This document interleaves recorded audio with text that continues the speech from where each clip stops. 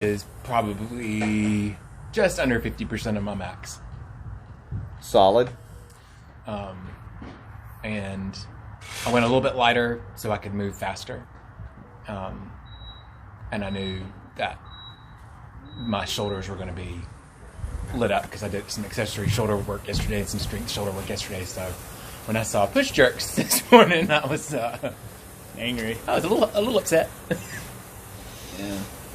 But it was the push jerk was the worst part by far, just because my left shoulder was really not having it. But I kept it consistent.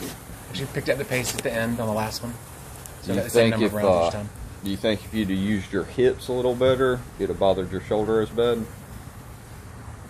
No, you're right. Because if anybody watches me do a dip into a push, it's like Stacy always jokes. I might as well just do it strict because I don't really pop my hips. Yeah. I don't know how to. I am still not self-aware enough to really activate my hips and use those to my advantage and pushing like dip and drop movements. Gotcha. So, well, all you can do is work on it, right? It was good though. I liked it. My son did it with me. He used dumbbells. He beat you? No. Also, you're that dad? No. Like you want to destroy your son's confidence and everything? Well, he kept the same pace as me. Kept the same pace. So who won? I got a couple more reps in at the end each time. But. Okay, so you just made sure to I'm going to show him dad status. And No. He's not really competitive with me. He's competitive, but 100-meter dash, who wins, you or him? Me. You. He's not fast.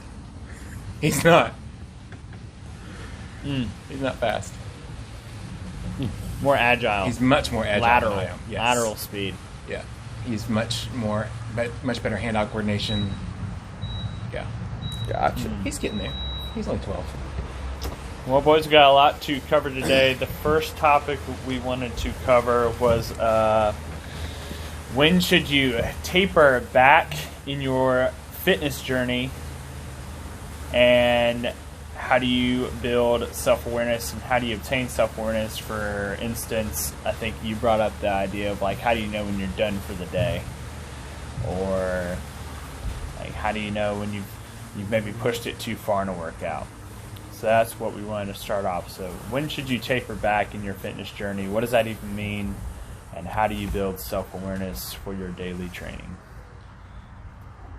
I think it's a nice little panel we have here for that discussion. Is we have people in 3 different decades of their lives, and so we can each kind of. You're not 30 yet? See where that's going. No, I'm still an elite athlete. You're still an elite athlete. Don't you turn 30 this year or next year? Next year. Next year.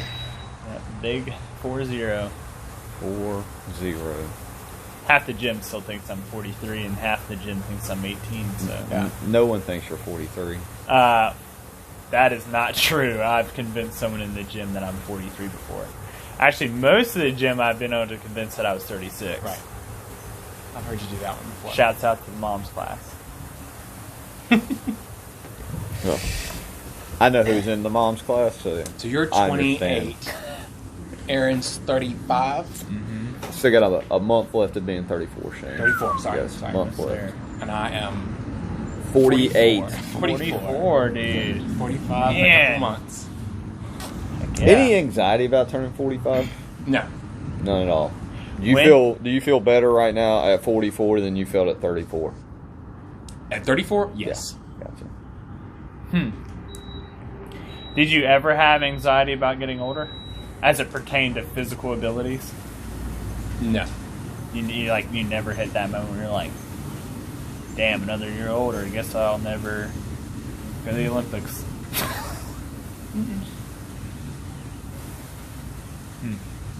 What about you, Aaron? Honestly, I think I'm in a little bit of that anxiety right now. Getting ready to hit 35.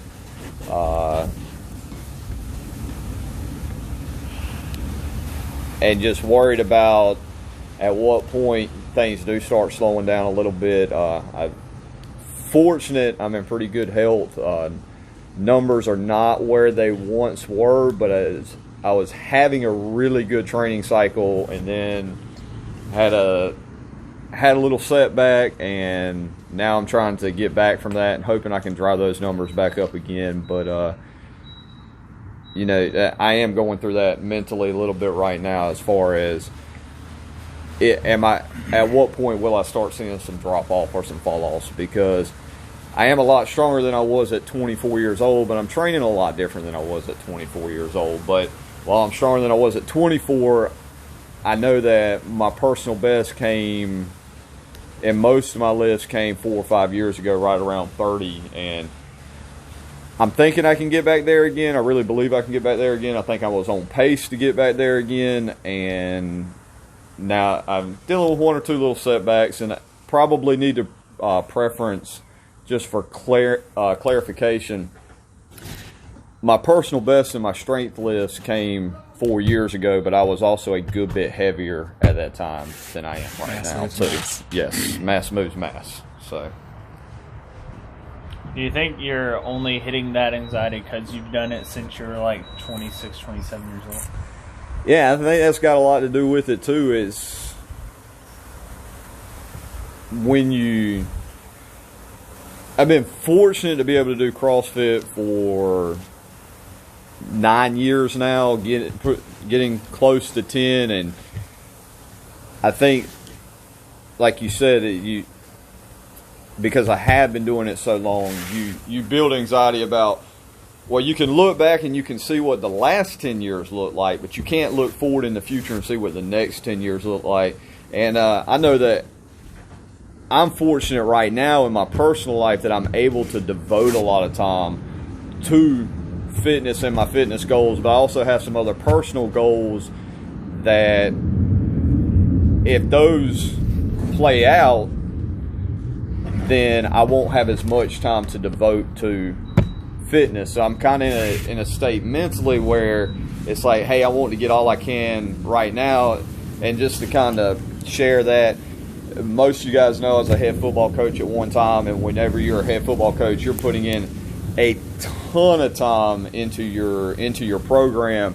Right now I'm an assistant football coach, and I have a lot more free time on my hands, but one day I'd like to be a head football coach again. And I know in the back of my mind that when I become a head football coach again, I won't have the time to devote to my fitness goals that I have right now. So I think that plays a part in that anxiety also. So, why do you think you never hit that anxiousness? Because I kind of I played sports growing up, but I was never on target to be like a scholarship athlete. You know, I was average. My parents probably say I was a little bit better than average, but I'm being honest, I think I was probably average. Everyone's parents say they're better than average. Exactly, right. And then when I went off to, I didn't really work out when I was in high school. I mean, I didn't have, like, there wasn't a place. We lived way out in the country, and we just didn't really, there was nowhere to really work out. So I ran whenever I was doing anything. And I got to college and I actually started working out, and then kept that going, then got to med school and really started working out. It was more kind of a way to deal with stress. It was a very nice stress reliever, and it helped me have a schedule, work out, study, you know, keep things on schedule. And then all through residency and fellowship, same thing. It was stress relief and schedule. And so I've become more active the older I've gotten. And then when I started CrossFit, I was 37, and was extraordinarily lean, but I was not strong at all.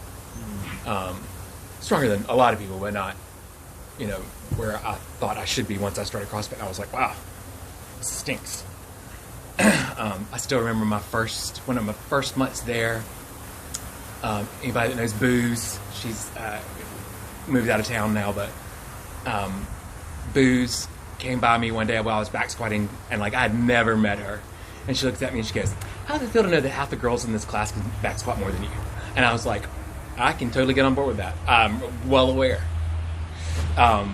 And so some things never change. yeah, I still don't ever want to lift with Tiffany because she lifts everything. But since then, like since I started CrossFit, it's been a real big learning curve. I'd never done Olympic lifts before, and so I've made a lot of progress in how much I can lift. Everything but the snatch. The snatch and me just don't get along. It's better than it was when I started, but so I think that I've kind of intensified my workouts to the point where I'm in better shape in the last probably overall 5 to 7 years than I've been previously, as far as an overall fitness. Right. So have you had to change anything from even like when you first started to now?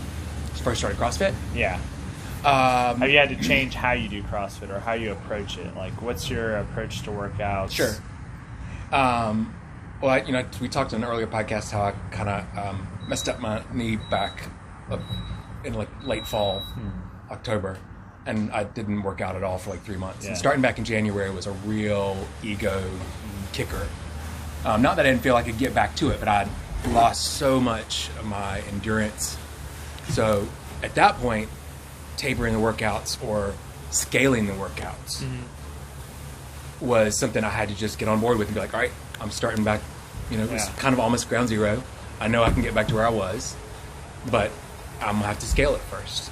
So then it was like a month of that, and then I started going back to, all right, not quite scaled, but not quite RX. And then for another month, and then now, I can RX. I don't think I've not RX to work out in a while. Sometimes muscles and joints don't like to play along at my age, at the level. So sometimes I'll push myself harder, especially if I'm working out with like you guys, or we're doing a Saturday comp team training, and I'm doing the exact same workout as Greg. Yeah. I'm obviously not going to get as far as Greg. I probably won't get as much weight as Greg, but I'm doing the same workout to start with.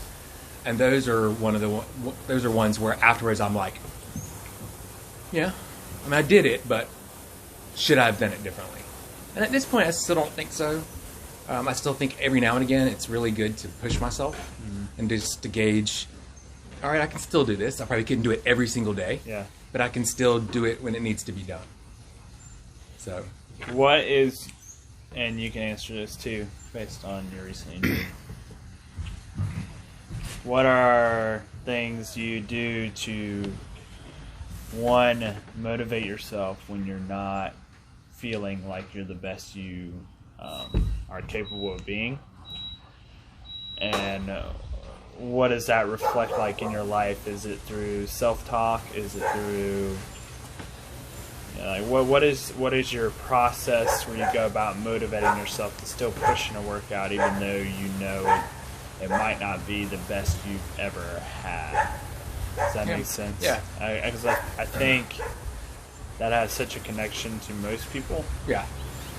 Like I've seen people quit CrossFit because they feel like they're not progressing, and it could be extrinsic where they feel like they should be doing as good as XYZ to their right, or it could be intrinsic where they're like, I was a college athlete and I feel like no matter how hard I push, I'll never be as fit as I was as a college athlete at 28 or 35 or 44. Yeah. So what does that look like for you guys? I'd love to be able to say that I get there through positive self-talk, but I'm the worst. Like I'm hardest on myself than anybody. So I'm not good at giving myself positive self-talk. Yeah. So for me, and I'm not good when I'm not doing as well as I should be doing. I don't like to work out with other people because I feel like I'm not, especially as like an owner of the gym and a coach. I feel like I need to set an example as well. So when I have, like back in January, I worked out at home. I didn't work out at the gym hardly ever. And I worked out at home, and I put in extra work. Yeah, we all thought you were dead in January. So. And I put my head down. That's what I got to do. I just got to put my head down not look at the numbers, not look at the times, but when I'm really starting from scratch, just get it done. Mm-hmm. And after enough times of telling myself, all right, fine, you just got to get it done, mm-hmm. then you start to see things improve, things get easier, mm-hmm. and you're like, okay. And I wish I was the kind of person who, when I was having bad times like that, I would work out at the gym or like be around other like-minded individuals, or better, and that's a better space of mind individuals than I am, for support, because it really does motivate you, like using the community, using the gym, using your gym family. I mean, it really helps you to get back to that positive state of mind. Mm-hmm. Even if it just takes you away from your own negative doubts and negative self-thoughts for that 45 minutes that you work out. So, but mine was definitely, this time, putting my head down, doing the work, doing extra work, a lot of extra work, mm-hmm. And just cutting myself just a little bit of slack and telling myself, I'll get back to it. As long as you do it. Yeah, as long as I do it. And now, I mean, that was January, so we're April. And I'm not quite back to where I was 3 years ago, mm-hmm. but I'm better than I've been in 2 years, 2.5 years since we opened the gym. Mm-hmm. So, I don't know. 3 months. Yeah, in 3 months.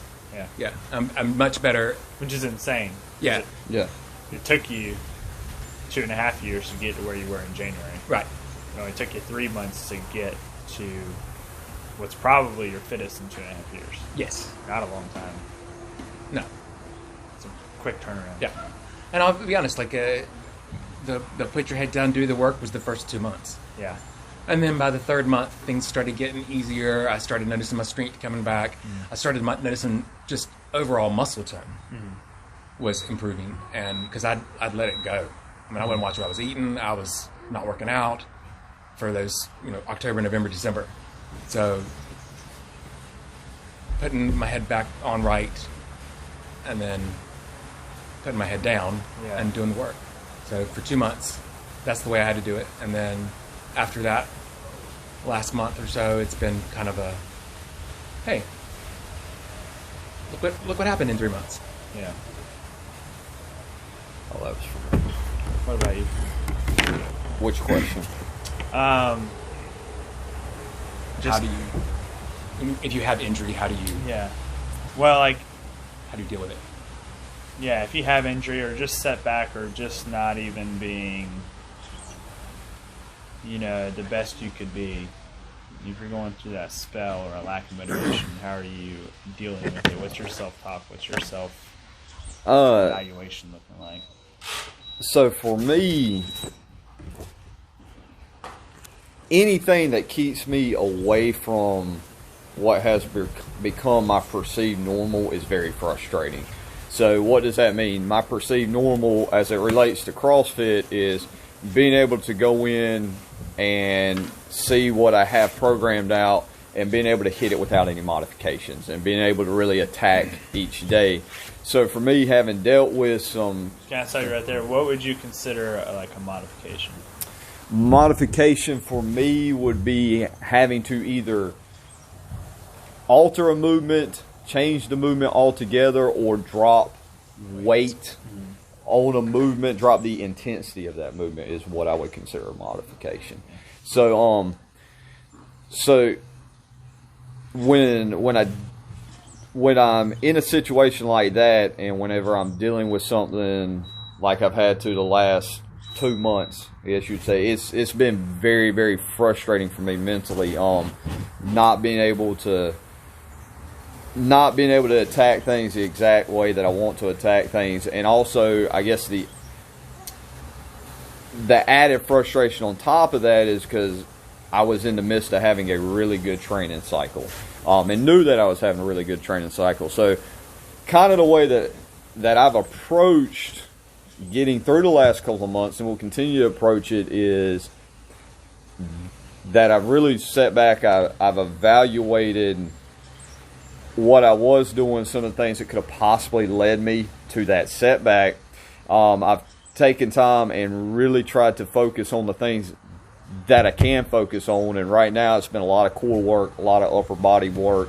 And then as I'm starting to get usage back, or as my hamstring's starting to come back, as my quad's starting to come back, really making sure that I dive more into the mobility side of things, the mobility, flexibility side, to make sure that I'm doing everything that I can in order to not have to deal with the frustrations that come from that injury again. I know the first round of what I was dealing with, it just came on. It was kind of a gradual thing. Second time, whenever I pulled my hamstring, that was my own stupidity. That was me. I knew I should not have gone out there and did what I was trying to do, and it was more of one of the things I really love about CrossFit is the community feel of it, and getting together with your friends on Saturday morning and throwing down in a workout, getting together and spending time with people, exercise, so to speak. So the last thing that I want to do is, if somebody throws something up, be the guy that's like, no, I can't do that. Well, that got me in trouble that Saturday morning. That set me back, and that's kind of that whole check your ego at the door. And what we preach to people as coaches, I didn't do that Saturday morning. It ended up causing me to get hurt, or to pull a hamstring, and now mentally I'm having to deal with the frustrations that come from that. And also, I mean, one of the other things that I do is, now I think most everybody knows this, but I have utilized Chris as a coach for the last 2.5 years, and when I get frustrated, I try to communicate with my coach even more. Sometimes it's about the injury, sometimes it's not. Sometimes it's me venting. Chris might think I'm whining, but it's me just venting out over, hey, this is going on, or that this isn't going on. But just making sure that I'm not internalizing everything, because I do have, like, when you look at yourself and you evaluate strengths and weaknesses, one of my weaknesses is that I will internalize stuff and let it really eat away at me. So trying to make sure that, I mean, at the end of the day, I'm not a professional CrossFitter. I don't get paid for this. I'm not making any profit off of this. And making sure that I keep CrossFit as it's a small part of who I am, and not allowing that small part of who I am to make everything else in life suck. Hey, I'm dealing with a slight injury, a slight setback right now. I'm not going to go home and make Eli or Zeke's or Lindsay's life miserable because of that. I'm not, whenever I get together with my friends, going to sit there and, man, I got a pulled hamstring, and just be that downer that nobody wants to be around. CrossFit's a small part of what we do, and we use CrossFit to make the rest of our lives better, and really taking that mental approach with it also. So you mentioned using coaches, or using a coach. Give me some examples from your guys' viewpoint, both as an athlete with a coach, or just people you used around you. Like, even if you don't consider that person your coach, maybe it's a training partner or whatever. How you use those around you for coaching, or how you have even been used as coaching and helped others when they're either having to modify or change things through an injury, or dealing with self-doubt because they're not where they think they should be. So what are some times where you felt that maybe as an athlete, and where some times you felt that as a coach, and how did that all transpire? How did that go down? I know that we do a pretty good job of balancing each other out. And what I mean by that is, sometimes when we get together on a Saturday morning, it'll be, how are you feeling? How are you feeling? Let's put together something that we can do that'll allow us to continue to attack weaknesses while not overdoing it with any part of our body. I know for me, if I am programming for myself, sometimes I have a tendency, and I see it in other people's programming too, whenever I go in and I see something written on the board in the gym, and I kind of look around and I may ask the question, who did that?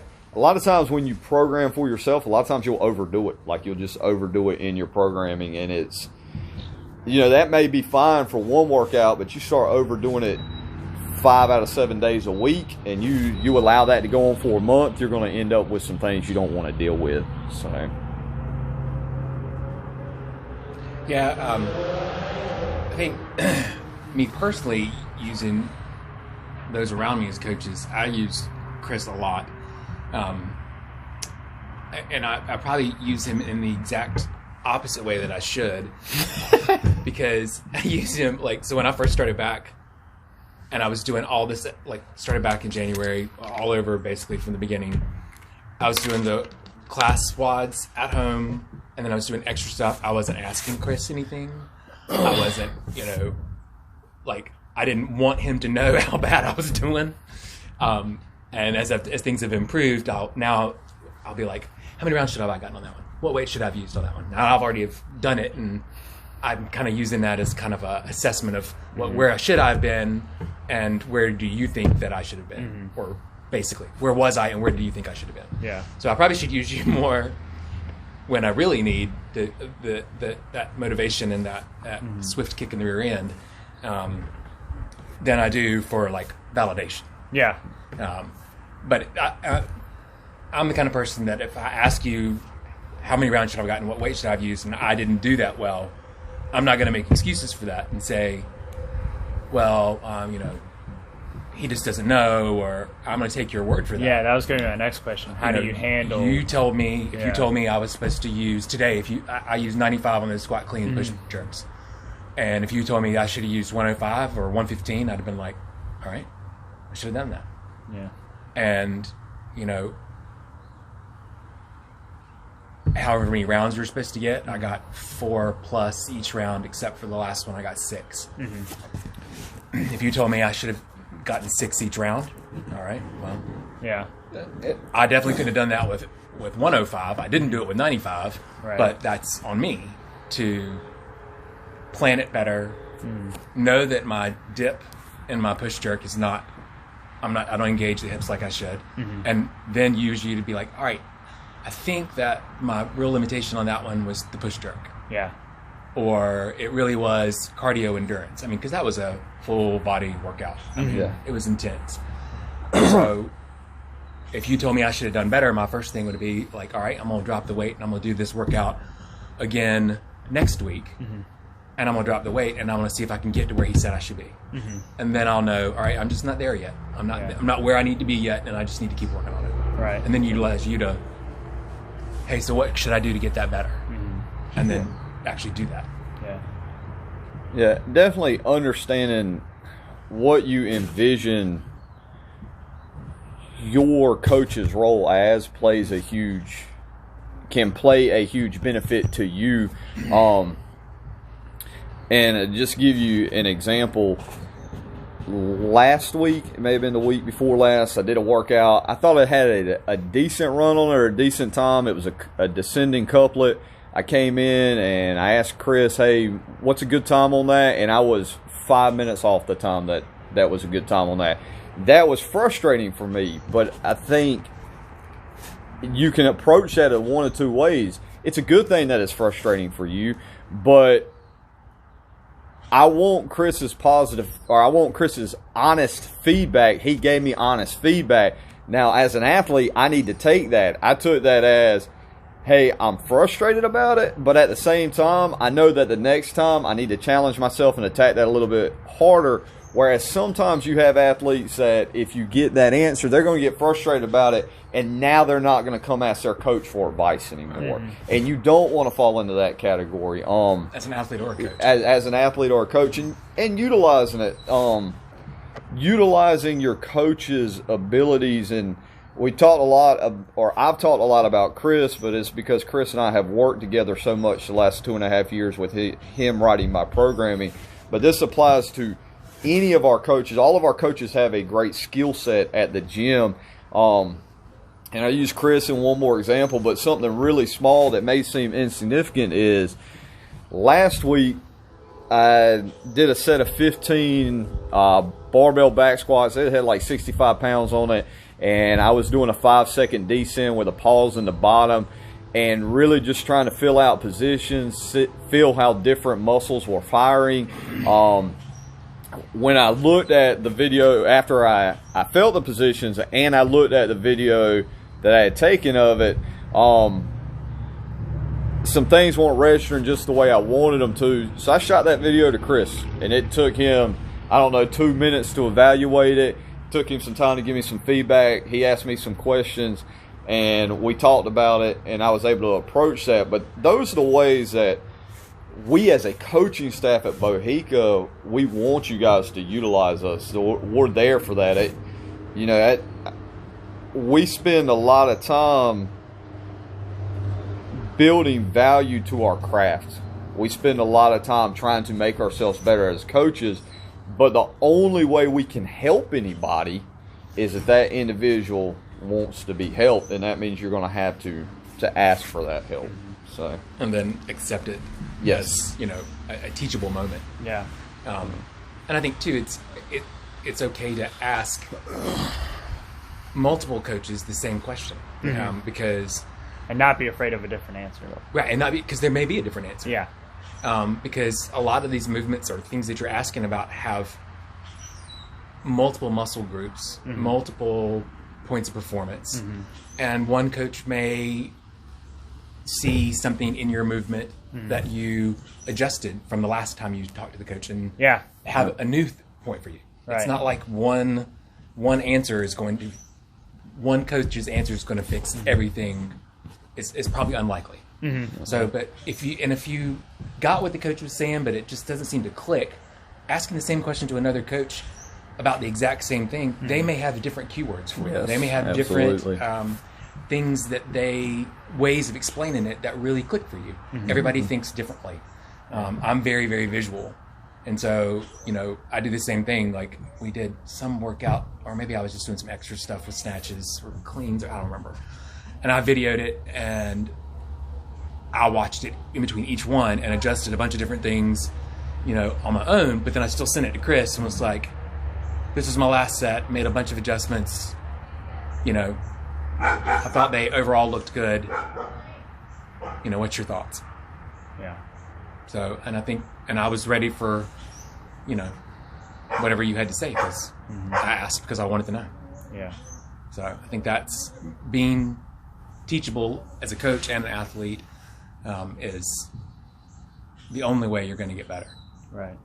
And not being afraid to ask and step outside of your comfort zone and ask for help or ask for guidance, and be willing to accept that answer, even if it's in the form of a criticism. Yeah. It's a positive criticism, right? Something to make you better. Yeah. So I think that's clutch. Yeah. It's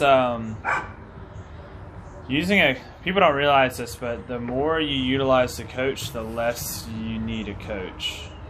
And it's a good thing, because you'll always end up wanting to use a coach, because you'll never. So, okay, I knew a coach once who literally told me, don't ever let your athletes know everything you know. Because if they know everything you know, then they won't need you anymore. So therefore, they'll never pay you to help them or whatever, right? Which is a completely horrible mindset. Yeah. It's like withholding information. Well, what that said, even worse, what it says that you're not willing to give everything you know. Right. But it also says you're not going to continue to learn. Right. Which any good coach is spending twice the amount of time they are learning that they are helping another person. Right. But the more you begin to know, the more you realize you don't know, but you're able to make smaller choices so that you and your coach's conversations and discussions can reach deeper levels. When someone's starting off at the gym, our conversations are, okay, what movement should I do here? I don't feel comfortable doing XYZ. I don't even know what this is. Right. So it's a lot more nurturing, calming from a coach's side, which is just at least how I've approached it. It's nurturing, calming, creating comfortability, creating the mindset of really what's on the board doesn't matter, so that they can begin to understand that, like, just because that person over there is doing 185, that has no bearing on your fitness. Right. If it's in a group setting, if it's in an individual setting, like if I'm programming for someone online, or if it's in person, it's keeping things within a small bubble and then slowly expanding that bubble. And then once you know, my goal for athletes is to get to a point where they have such comfortability with all that stuff. Now they can do some self-decision making, and they can be willing to make some mistakes, but because of how we've handled things early on, their mistakes are minimal. Like, I've had athletes think because if they didn't reach an expected goal that I had in a workout that they failed. Not necessarily. You just didn't ask the right question, maybe. Or you asked the question, I knew you weren't going to reach that round. You didn't get to that round, but it's not because it's a failure moment. It's just it's a moment where we're like, oh, well, like, this is a good time in that workout, Aaron. Like, even if you didn't reach that, that doesn't mean that workout was worthless. Right. It means you set a gauge on that workout. You know what to improve. You can move forward, and now you work on the pieces that were involved in that workout and you improve them. Yeah. Right. You never know until you try that. You have to be willing to fail as an athlete. But, you know, I've had athletes before who, like, maybe I prescribe them a weight that wasn't even written on the board in class, and they don't do well, and it bothers them, right? And if they resent themselves, so they feel like they failed, or if they resent me because they feel like they failed me, or if they resent me because they feel like I didn't guide them in the right way, you know, how you feel is how you feel. That's okay. But think to yourself, like, okay, that doesn't mean like this is a wasted workout or that I failed. What can I learn from it that I could do differently? This whole failed pass thing, like, you're not walking out of that building and someone was like, yeah, you failed, you can't move forward in life. Right. When you don't do as well as you hoped on a workout. Right? Yeah, if you're approaching things like you should as an athlete, you're not going to have wasted workouts. Yeah. You may have workouts that you don't do as well on as you would like to, but you're not going to have wasted workouts. If nothing else, you know, any workout with double unders in it is kind of a good example. You see people, or actually, take that back. I got an example I like better than that. You see somebody who maybe can string together 8 to 10 toes to bars. Right. But you throw a workout out there with a rower in front of it, and all of a sudden those toes to bar blow up, and that sometimes you'll get that athlete that comes over to you as a coach and is like, I don't understand what's wrong with my toes to bar today, and they just kind of harp on it. At that point, it shouldn't be that you're so frustrated with your toes to bar. You just learned something about toes to bar. You just learned something about how the rower and the toes to bar couplet together, and how the rower is going to fatigue out things that you need for the toes to bar. And that ties in, I feel like that ties into what you're saying, is that was not a wasted workout. You may have bombed that workout, but if you approach it from a learning standpoint as an athlete, you may have bombed it, but it was not a wasted workout. And then to top it off, as I see athletes grow and get better at what they're doing, the coach to athlete relationship becomes more two-way. Right. Whereas in the beginning it's very one-way. Right. The only feedback you're really giving me in the beginning, and that I expect, like, I don't want to ask you for more because I want you to focus on what we need to take care of. Right. It starts off as one way of, hey, what should I do? And I'll just be straightforward, like, hey, you should really do this because it's going to build you up to this, this, and that, regardless of what anyone else around you is doing, or regardless of whether you think the movement is boring or something like that. Like, trust me, if you just do this, put in the work, and understand why you're doing it, then you're going to find motivation in that. You're going to do it. You're going to get it done. Like, it's going to happen. Right? Then as that athlete grows, now it becomes a conversation of, okay, Shane, what are you thinking on this workout? Like, as a coach, I'll literally, the more experienced athlete, I'll ask them what they're thinking on this workout. I want them to think through it. Okay, I want them to have some autonomy of it. I want them to be like, okay, I was thinking maybe use 115 on this workout because I feel like I can do this movement pretty well, but I'm unsure about this. What are you thinking? And then I give them feedback. If I feel like they're way off, I don't say, man, you're way off. I say, well, what do you think about if we did this, this, and this, right? If they completely go with my way, that's fine. Or if they're like, okay, but what if I try 115, but I scale this movement back? Okay, good. That's good autonomy. You're now putting in the pieces in your thinking. It's not me just telling you what to do all the time. Are there still those moments? Yeah. Like, if we're in a competition and I see you're doing something, I'm like, you just need to do this. Like, probably just go ahead and do that. Like, it's something obviously I'm seeing that you're in the middle of the workout you're not seeing. Right? But it becomes more of a conversation, and because it becomes more of a conversation, you're now learning how to approach things and how to question things. And so you're much closer to my level, right, as far as the coach-athlete conversation goes, to where, A, if I'm not around, you kind of know what to do because you kind of can foresee how your conversation with me would go. Or 2, you're able to have a more educated and better conversation, right? And a more honest conversation, right? And you can allow the conversations to get deeper. Like, maybe it wasn't your workout. Maybe, it had to do with your sleep and your mindset coming in. Maybe it wasn't X, Y, Z. Maybe it's because this is going on in your life right now. You can't reach that until you get the basics out of the way. But that's where the athlete gets autonomy because they learn to figure things out, but they also get trust towards the coach.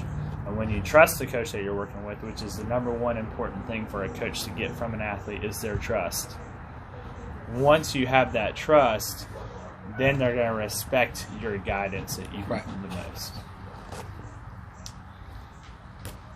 So, good stuff. Yeah, that was good. I think it's Q&A time unless you guys got anything else to add into that. No. That's great. Perfect. I'm going to stop the old camera. Perfect. And then restart it. Oh, God, guys, it didn't record any of that.